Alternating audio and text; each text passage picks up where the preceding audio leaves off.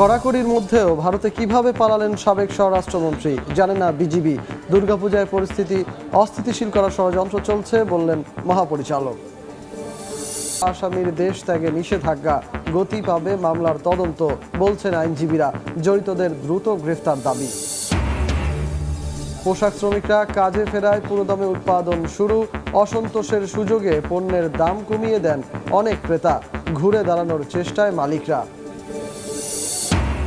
বারবার কেটে দেওয়ার পরও অবৈধ গ্যাস ব্যবহার। নারায়ণগঞ্জে তিতাসের অভিযানে ১৫০০ সংযোগ বিচ্ছিন্ন। সংকট কাটাতে ১০০ গ্যাস কূপ খনন হবে বললেন জ্বালানি উপদেষ্টা। এবং খুলনায় চোখ রাঙাচ্ছে ডেঙ্গু। ২৪ ঘন্টায় হাসপাতালে ভর্তি ১১৯। চলতি মৌসুমে মৃত্যু ১১ জনের।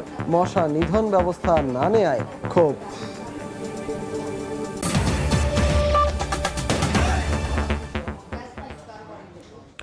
বাংলা সময় সঙ্গে আছি আমি সজল মিত্র রিচার্ড। কড়াকড়ির মধ্যেও সাবেক স্বরাষ্ট্রমন্ত্রী কিভাবে এবং কোন পথে ভারতে গেছেন সে তথ্য জানে না বিজিবি। দুপুরে বিজিবির সদর দপ্তরে সংবাদ সম্মেলনে বাহিনীর মহাপরিচালক একথা বলেন। জানানো হয়, অভ্যুত্থান ব্যর্থ করার অপচেষ্টা হিসেবে দুর্গাপূজায় অস্থিতিশীল পরিস্থিতি সৃষ্টির ষড়যন্ত্র চলছে। পরিস্থিতি যখন কিছুটা নিয়ন্ত্রণে, তখন কলকাতায় সাবেক স্বরাষ্ট্রমন্ত্রী আসাদুজ্জামান খান কামালকে ঘোরাঘুরি করার খবর ছড়িয়ে পড়ে নেট দুনিয়ায়। বৃহস্পতিবার দুপুরে বর্ডার গার্ড বাংলাদেশের সদর দপ্তরে আয়োজিত সংবাদ সম্মেলনেও আসে সেই প্রসঙ্গ। খোদ বাহিনী প্রধানও জানেন না কোন পথে ভারতে গেছেন সাবেক স্বরাষ্ট্রমন্ত্রী। এটা আমারও প্রশ্ন, উনি কোন দিক দিয়ে গেলেন সেটা যদি যাওয়ার কোনো তথ্য পেতাম অবশ্যই আমরা তাকে আটক করতাম। এখন উনি কিভাবে কোন দিক দিয়ে গেলেন সেটা একটা প্রশ্নের বিষয়। কখন গেলেন সেটাও জানি না।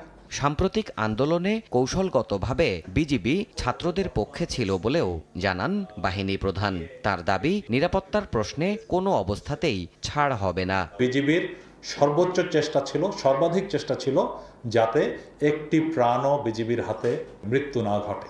হেলিকপ্টার ব্যবহার করতে বলা হয়েছিল র্যাবের মতো, বিজিবির হেলিকপ্টার আন্দোলনের জন্য ব্যবহার করা হয়নি। সেজন্য আমাদের টাইম টু টাইম আগের স্বরাষ্ট্রমন্ত্রীর কাছে এবং রাষ্ট্রীয় পর্যায়ের নেতাদের কাছে কৈফিয়ত দিতে হয়েছে অসংখ্যবার।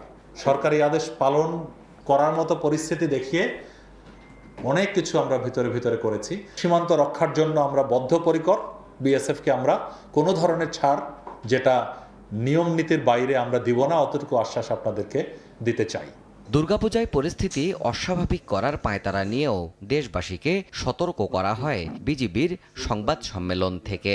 দুর্গাপূজায় কোনো ঝামেলা কিংবা অস্থিতিশীল পরিবেশ সৃষ্টি করার সম্ভাবনার কথা যদি বলি, অবশ্যই আছে। অনেক স্যাক্রিফাইসের মধ্য দিয়ে যে অপার সম্ভাবনার দ্বার খুলে দিয়েছে, সেটাকে অস্থিতিশীল করার জন্য বা নস্যাৎ করার জন্য বিভিন্ন চক্র কাজ করছে। এবারের পূজায় সীমান্ত লাগোয়া মন্দিরগুলো নিরাপত্তার চাদরে থাকবে বলেও জানানো হয়। ছাড় দিয়ে কোনো কিছু হবে না। দেবাশিস রায়, সময় সংবাদ, ঢাকা। বৈষম্য বিরোধী ছাত্র আন্দোলনে নিহত বেগম রোকেয়া বিশ্ববিদ্যালয়ের শিক্ষার্থী আবু সাইদ হত্যা মামলার ১৪ আসামিকে দেশ ত্যাগে নিষেধাজ্ঞা দিয়েছেন আদালত। আইনজীবীরা বলছেন, এই আদেশের মধ্য দিয়ে মামলার তদন্ত গতি পাবে। একই সঙ্গে আসামিদের দ্রুত গ্রেফতারের দাবিও জানানো হয়েছে। শাকিল মাহমুদের ক্যামেরায় নাজমুল ইসলাম নিশাতের রিপোর্ট। সেপ্টেম্বর মামলার তদন্তকারী কর্মকর্তা আদালতে ১৪ আসামির দেশ ত্যাগে নিষেধাজ্ঞার আবেদন করেন। বৃহস্পতিবার আবেদন মঞ্জুর করেন আদালত। আসামিদের মধ্যে আছেন তৎকালীন রংপুর রেঞ্জ ডিআইজি আব্দুল বাতেন ও পুলিশ কমিশনার মোহাম্মদ মনিরুজ্জামান সহ আরও ৫ পুলিশ কর্মকর্তা। রোকেয়া বিশ্ববিদ্যালয়ের রাফিউর হাসান, শিক্ষক মশিউর রহমান, আসুজ্জামান মণ্ডল এবং বিশ্ববিদ্যালয় শাখা ছাত্রলীগের ৪ নেতা। মামলার যে মোড় সেটা অন্যদিকে যে ঘুরিয়ে দেবার যে পরিকল্পনা যদি আসামি পক্ষের থাকে, সেটাও আসলে পারবে না। তাদের উপর বিদেশে গমনের যে নিষেধাজ্ঞা, এটার মধ্য দিয়ে আবু সাইদ হত্যা মামলার আইনজীবী জানান, এর মধ্য দিয়ে তদন্ত কার্যক্রম গতিশীল হবে। তালিকাভুক্ত আসামিদেরকে খুঁজে বের করে অবিলম্বে গ্রেপ্তার করবে এবং এই গ্রেপ্তার করার ক্ষেত্রে এই নিষেধাজ্ঞাটা খুব কার্যকরী ভূমিকা রাখবে। এখন পর্যন্ত আবু সাইদ হত্যা মামলায় ২ পুলিশ সদস্য এএসআই আমির আলী ও কনস্টেবল সুজন চন্দ্র রায় গ্রেফতার রয়েছেন। নাজমুল ইসলাম নিশাত, সময় সংবাদ, রংপুর। পোশাক কারখানার শ্রমিকরা কাজে ফেরায় পুরোদমে উৎপাদন শুরু হয়েছে শিল্পাঞ্চলে। সকালে বৃষ্টি উপেক্ষা করে দলে দলে কর্মস্থলে যোগ দেন পোশাক শ্রমিকরা। এদিকে শিল্পাঞ্চলের নিরাপত্তায় আজও বিভিন্ন স্থানে মোতায়েন রয়েছে আইন শৃঙ্খলা রক্ষা বাহিনীর সদস্যরা। মোজাফফর হোসেন জয়কে সঙ্গে নিয়ে রাজিবুল হাসানের রিপোর্ট। বৃষ্টি উপেক্ষা করে দলে দলে কাজে ফিরেছেন তৈরি পোশাক কারখানার শ্রমিকরা। আবারও পুরোদমে উৎপাদন শুরু হয়েছে সাভার ও গাজীপুর শিল্পাঞ্চলে। বৃহস্পতিবার সকাল থেকেই সাভারের ইপিজেড সহ শিল্পাঞ্চলের প্রায় সব কারখানাতেই কর্মব্যস্ত শ্রমিকরা। শিল্প পুলিশ জানায় কোথাও শ্রমিক অসন্তোষ নেই, স্বাভাবিকভাবেই চলছে কার্যক্রম। গাজীপুরের অধিকাংশ কারখানায় উৎপাদন সচল থাকলেও জিরানী এলাকায় রেডিয়াল ইন্টারন্যাশনাল লিমিটেড কারখানার শ্রমিকরা বিভিন্ন দাবি নিয়ে বিক্ষোভ করে। তাদের সঙ্গে পাশের একটি কারখানার শ্রমিকদের যুক্ত হওয়ার আহ্বান জানান। সাড়া না দিলে দুই পক্ষের ধাওয়া পাল্টা ধাওয়া হয়। পরে কিছু সময় শ্রমিকরা চন্দ্রা নবীনগর সড়কে অবস্থান নেন। এদিকে শিল্পাঞ্চলের নিরাপত্তায় ঢাকা ময়মনসিংহ মহাসড়কের ভোগড়ায় বিভিন্ন কারখানার সামনে স্বেচ্ছাসেবীদের পাহারা দিতে দেখা গেছে। শিল্প পুলিশের তথ্যমতে এখনও নানা জটিলতায় সাভারে 15টি ও গাজীপুরে 8টি কারখানা বন্ধ রয়েছে। রাজিবুল হাসান, সময় সংবাদ। শ্রমিক অসন্তোষের জেরে বাংলাদেশ থেকে বিদেশি ক্রেতারা এবার কম দামে পণ্য কেনার চেষ্টা করছে বলে অভিযোগ করেছেন গার্মেন্টস মালিকরা। জগার প্যান্ট, নিট জ্যাকেটের মতো প্রতিটি পণ্যে কমানো হচ্ছে $2.5 থেকে $3 অথচ জুলাই আগস্টের রাজনৈতিক অস্থিরতা, বন্যা সংকট কাটিয়ে সেপ্টেম্বরে ঘুরে দাঁড়ানোর চেষ্টা করছিল দেশের তৈরি পোশাক শিল্প। সাখাওয়াত টিপুর ক্যামেরায় বিস্তারিত জানাচ্ছেন কমল দে। ছাত্র জনতার গণ আন্দোলনের মুখে আওয়ামী লীগ সরকারের পতনের পর থেকে সাভার, আশুলিয়া ও গাজীপুরে চলছে শ্রমিক অসন্তোষ। গার্মেন্টস ব্যবসায়ীদের অভিযোগ, শ্রমিকদের আন্দোলনে বহিরাগতরা ঢুকে পরিকল্পিতভাবে তৈরি পোশাক খাতে অস্থিরতার সৃষ্টি করছে।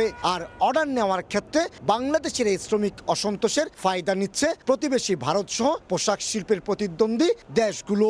কিছু কিছু কাস্টমার তারা তৃতীয় ডেস্টিনেশনে চলে যাওয়ার চেষ্টা করছে। একবার অর্ডার ডাইভার্ট হলে সেই অর্ডার কিন্তু বাংলাদেশে ফিরবে না।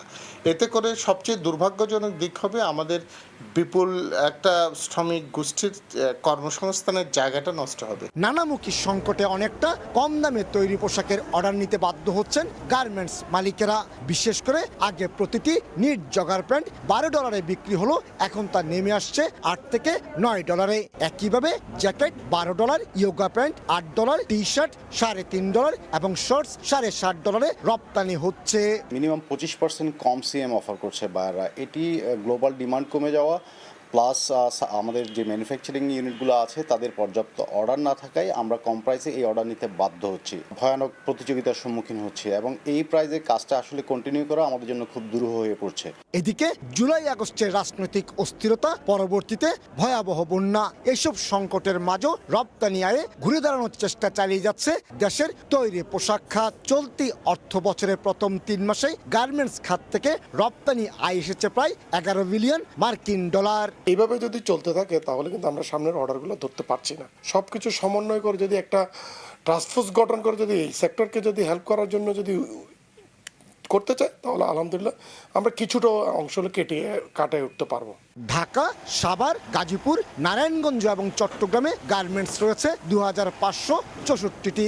এছাড়া দেশের 8টি ইপিজেডের 600 গার্মেন্টস কারখানা রয়েছে। এইসব কারখানায় শ্রমিকের সংখ্যা প্রায় 45 লাখ। আর বছরে গার্মেন্টস শিল্প থেকে রপ্তানি আয় প্রায় $47 বিলিয়ন।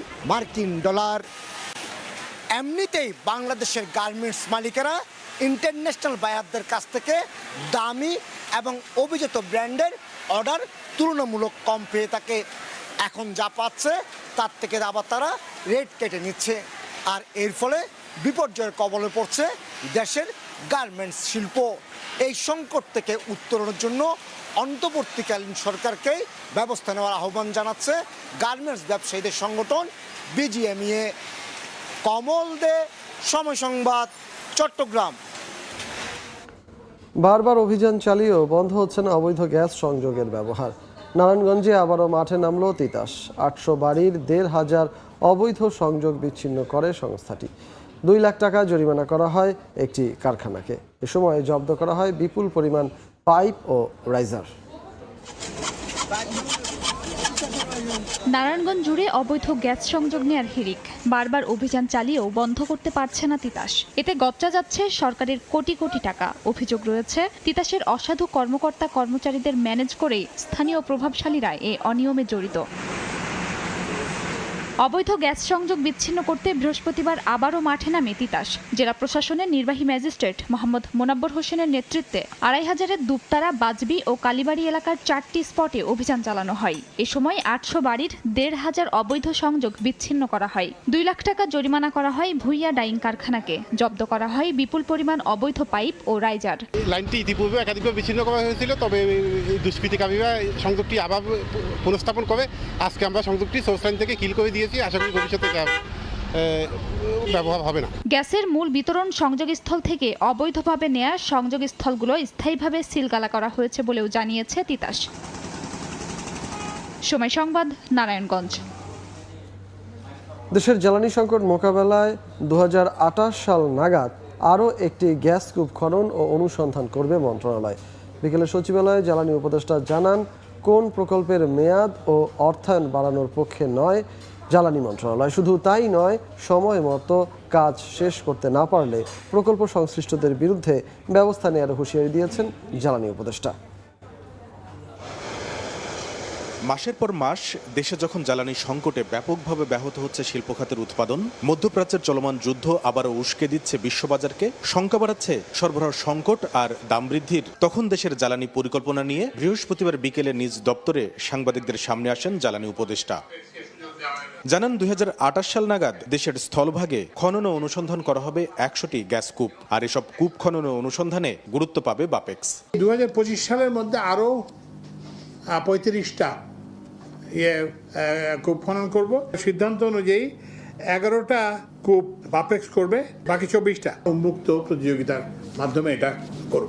এক প্রশ্নের জবাবে উপদেষ্টা জানান, কোনো প্রকল্পের মেয়াদ ও অর্থায়ন তো বাড়ানো হবেই না, বরং সময় মতো প্রকল্প শেষ করতে না পারলে ব্যবস্থা নেওয়া হবে সংশ্লিষ্টদের বিরুদ্ধে। আগের মতো আসলেই যে প্রকল্পের মেয়াদ বৃদ্ধি হয়ে গেলে এটা সকল প্রকল্প পরিচালককে বলে দেওয়া হয়েছে যে না, প্রকল্পের মেয়াদ বৃদ্ধি হবে না, ধরে নিয়ে কাজ করতে হবে এবং প্রকল্পের যে বাজেট আছে সেটার মধ্যেই কাজ সম্পন্ন করতে হবে। জ্বালানির বিশ্ববাজার অস্থির হলেও যেন দেশের ভেতরে বড় ধরনের নেতিবাচক প্রভাব না পড়ে সেদিকেও নজর রাখা হচ্ছে বলে আশ্বস্ত করেন উপদেষ্টা। কামরুল হাসান সবুজ, সময় সংবাদ। খুলনা অঞ্চলে চোখ রাঙাচ্ছে ডেঙ্গু। গত ২৪ ঘন্টায় নতুন করে হাসপাতালে ভর্তি ১১৯ জন।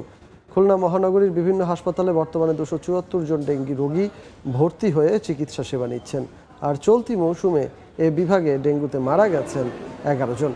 মানুষের সচেতনতার অভাবে মশাবাহিত এ রোগে আক্রান্তের সংখ্যা বাড়ছে বলে জানান চিকিৎসকরা।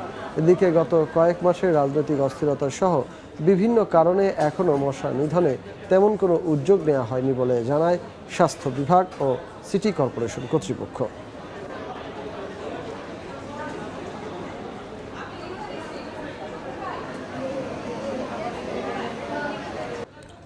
সৌন্দর্য বর্ধন ও নাগরিকদের হাঁটার সুবিধায় খুলনায় ফুটপাত নির্মাণ হলেও তা এখন ব্যবসায়ীদের দখলে। বাধ্য হয়ে পথচারীরা ফুটপাত ছেড়ে হাঁটছেন সড়কে। নগরবাসীর অভিযোগ, প্রশাসন ও সিটি কর্পোরেশনের উদাসীনতায় দখল হয়েছে এসব ফুটপাত।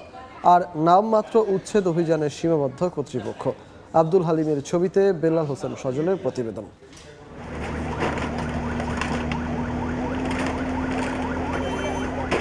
খুলনা নগরীর লোয়ার যশোর রোডের একটি দোকানের মালামাল জব্দ করছে সিটি কর্পোরেশনের কর্মচারীরা। বারবার সতর্ক করার পরও কর্তৃপক্ষকে বৃদ্ধাঙ্গুলি দেখিয়ে ফুটপাত দখল করে চলছিল ব্যবসা। এই প্রবণতা যেন নগর জুড়ে। যানজট নিরসন, সৌন্দর্য বর্ধন ও পথচারীদের হাঁটার জন্য ফুটপাত নির্মাণ হলেও এখন তা ব্যবসায়ী ও স্থানীয়দের দখলে। ফুটপাতের ওপর নির্মাণ সামগ্রীর স্তূপ, দোকানপাট, ব্যবসা বাণিজ্য সবকিছুই যেন নিয়মে পরিণত হয়েছে। ১,৩৮,০০,০০০ টাকা ব্যয়ে ২০২১ সালে নগরীর কিলে রোডের দুই ধারে নির্মাণ করা হয় ড্রেন ও ফুটপাত। ফুটপাত নির্মাণের পর থেকেই স্থানীয়দের দখলের কারণে কাঙ্ক্ষিত সুবিধা পাচ্ছেন না নগরবাসী। নগরবাসীর অভিযোগ, সাময়িক এই অভিযানে মাঝে মাঝে উচ্ছেদ হলেও আবারও পুনরাবৃত্তি হচ্ছে বারবার। তারা চান স্থায়ী সমাধান। এই জায়গাটা সবসময় দুই সাইডে দোকানদার বোঝাই থাকে, ফুটপাতে দোকানদার, সব দোকানদার। আগের থেকে এদের সতর্ক করে দেয় অনেক সময়, হ্যাঁ, এরা উঠে যাচ্ছে, আবার যখন এটা চলে যাচ্ছে একদিন বা 2 দিন পরে আবার যে কাজ করব সেটা একবারই করতে হবে এবং পরিকল্পনা মাফিক করতে হবে। ফুটপাতে দীর্ঘদিন যাবত আছে, তাদেরও একটা ব্যবস্থা করতে হবে। তারা কোথায় যাবে? আমাকে ব্যান্ডে যেতে না, সাধারণ পাবলিক বাইরে যায়, লোকের সাথে গ্যাঞ্জাম বাঁধে, রাস্তা ক্লিয়ার থাকবে, পাবলিকও যাতে পারবে। সঠিকভাবে মেনটেন করা, পুলিশ যাতে এখানে একটু ভালো করে ডিউটি করে। নাগরিক সমাজের প্রতিনিধিরা বলছেন, সিটি কর্পোরেশন সহ সংশ্লিষ্ট দফতরের উদাসীনতায় কোটি টাকার এই ফুটপাতের সুফল থেকে বঞ্চিত নগরবাসী। নিয়মিত অভিযান পরিচালনার মধ্যে যদি আইনের আওতায় আনা যায়, যদি জরিমানা করা যায়, যদি শাস্তির আওতায় আনা যায়, কারাদণ্ডের ব্যবস্থা করা যায় প্রচলিত আইন অনুযায়ী, তাহলে আমাদের মনে হয় যে এটা সম্ভব। ফুটপাত ও অবৈধ স্থাপনা দখলমুক্ত রাখতে অভিযান অব্যাহত থাকবে বলে জানান সিটি কর্পোরেশনের এই কর্মকর্তা। ব্যবসায়ী সমিতিগুলোর নির্লিপ্ততা, অদূরদর্শিতার কারণে আজকে শুধু এককভাবে সিটি কর্পোরেশনের উপরে এই দায়গুলো চলে আসতেছে। নগরবাসীর স্বার্থে এই কাজগুলো চলমান থাকবে আপনার যতক্ষণ পর্যন্ত আমরা এই কার্যক্রম শেষ প্রান্ত পর্যন্ত না যেতে পারবো এই কাজ। নগরীর ড্রেনেজ ব্যবস্থার উন্নয়ন ও ফুটপাত নির্মাণের 823 কোটি টাকার প্রকল্পের কাজ 2019 সালের জানুয়ারি মাসে শুরু হয়, যা এখনও চলমান। 2025 সালের 30 জুন শেষ হওয়ার কথা রয়েছে।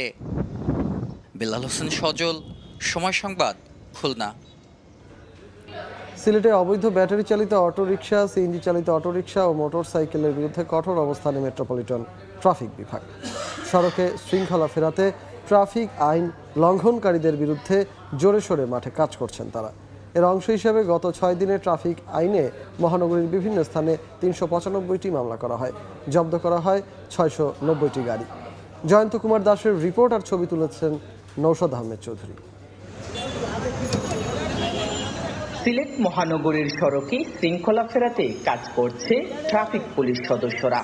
গত 24 অক্টোবর থেকে সকল অবৈধ ও লাইসেন্সবিহীন রিকশা, অটোরিকশা, সিএনজি চালিত অটোরিকশা ও মোটরসাইকেলের বিরুদ্ধে অভিযান পরিচালনা করছে মেট্রোপলিটন ট্রাফিক বিভাগ।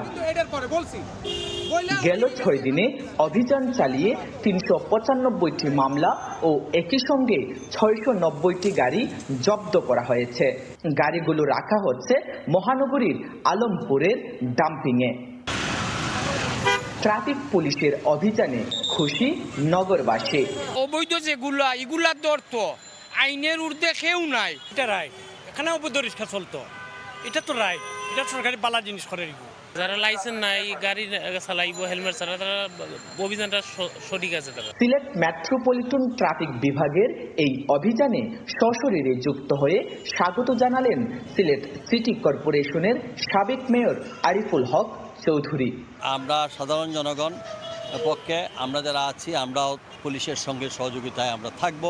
আইন মানতে হবে। এই বারবার স্বাধীন হলে এমন স্বাধীন হওয়া উচিত না যে আমরা একদিকে রাস্তা মুড়ব, আমরা একদিকে গেলাম আর একদিকে বসলেন, লুকোচুরি খেলতে পারবেন, কিন্তু এবার লুকোচুরিতে ধরা পড়লে আর ছাড় হয়। শহরের বিভিন্ন এলাকায় ট্রাফিক আইন লঙ্ঘনকারীদের বিরুদ্ধে এই অভিযান অব্যাহত থাকবে বলে জানিয়েছেন ট্রাফিক বিভাগ। প্রসিকিউশন মামলা দিয়েছি যেগুলিতে ডকুমেন্টারি ফল্ট রয়েছে এবং যেগুলি অবৈধ গাড়ি, ডকুমেন্টহীন গাড়ি, রেজিস্ট্রেশনবিহীন গাড়ি, সেগুলিকে আমরা আটকও করেছি। অবৈধ ও লাইসেন্সবিহীন সকল গাড়ির বিরুদ্ধে এই সংস্কারে স্বস্তি ফিরেছে নগরবাসীর। সিলেটের সড়কে শৃঙ্খলা ফেরাতে জুড়ে সুরে মাঠে নেমেছে মেট্রোপলিটন ট্রাফিক বিভাগ। সকল অবৈধ এবং লাইসেন্সবিহীন অটোরিকশা, রিকশা, সিএনজি চালিত অটোরিকশা এবং মোটরসাইকেলের বিরুদ্ধে অভিযান অব্যাহত থাকবে বলে জানিয়েছেন তারা। এতে সন্তুষ্টি প্রকাশ করেছেন নগরবাসী। জয়ন্ত কুমার দাস, সময় সংবাদ, সিলেট। ফরেন সার্ভিস একাডেমিতে ব্রিফ করছেন প্রধান উপদেষ্টার প্রেস সচিব শফিকুল আলম। সরাসরি চলে যাচ্ছি সেখানে।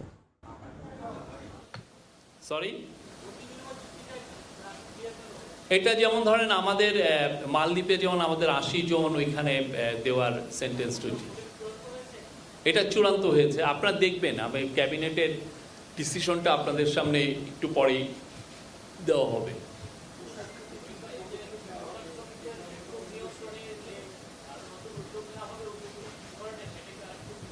এটা আমার মনে হয় যে লেবার মিনিস্ট্রিটাই বলবেন, ওনারাই এটা বলবেন। বাট এটা নিয়ে খুবই অনেক আলাপ আলোচনা হয়েছে। এটা নিয়ে সমস্ত অনেক ক্যাবিনেট মেম্বার এটা নিয়ে আলাপ করেছেন।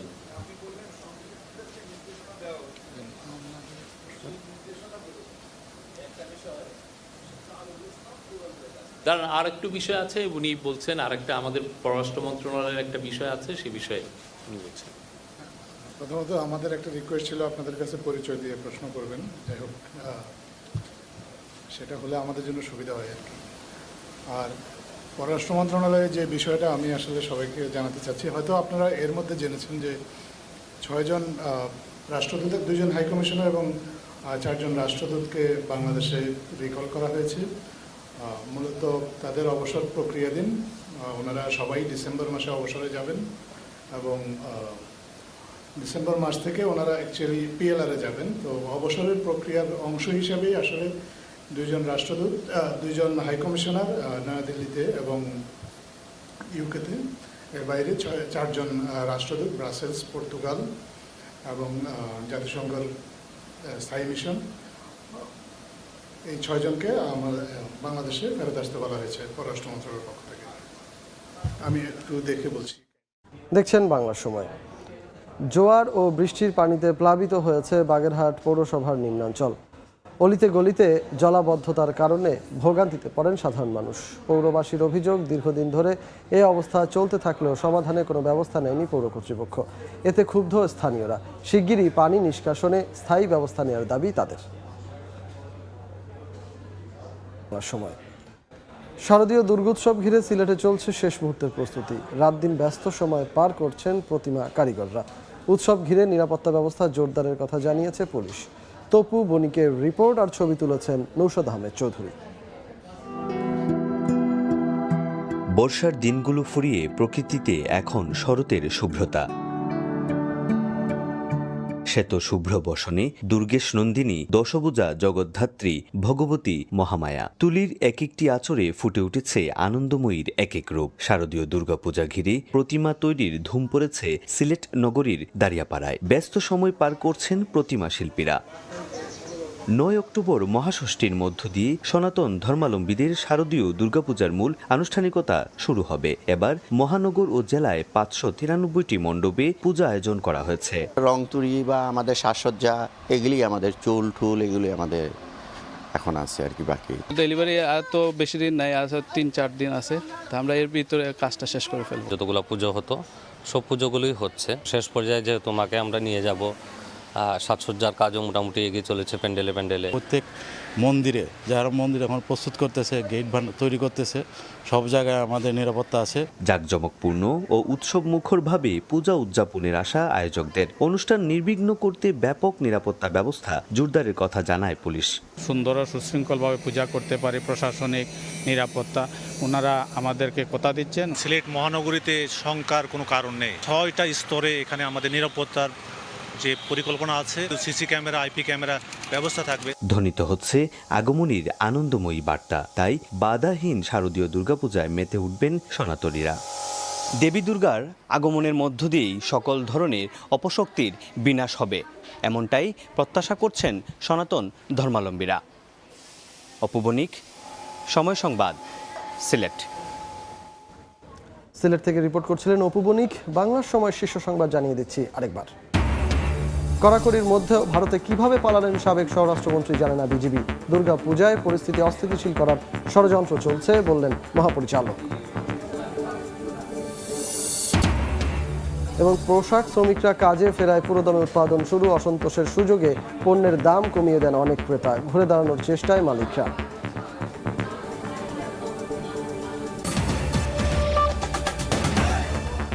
এই ছিল বাংলা সময়ের সঙ্গে থাকুন সময়।